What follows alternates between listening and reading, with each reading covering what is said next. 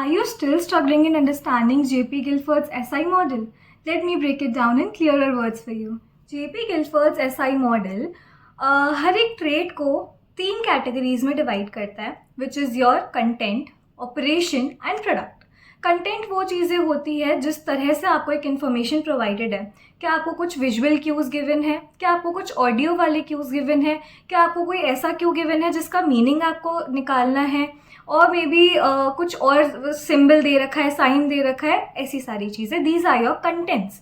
Then comes your operations. Operations होते हैं वो मेंटल प्रोसेसेस जो हमें अब उन क्यूज़ को सॉल्व करने में यूज़ करने हैं. It may be evaluation, it may be cognition, it may be memory recording, it may be divergent और convergent production.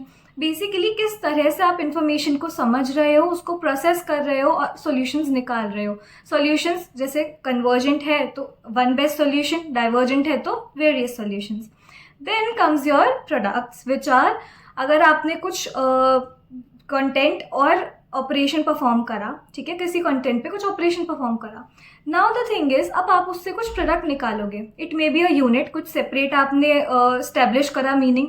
May be it is something which you have categorised it. किसी class में आपने उसको put कर दिया.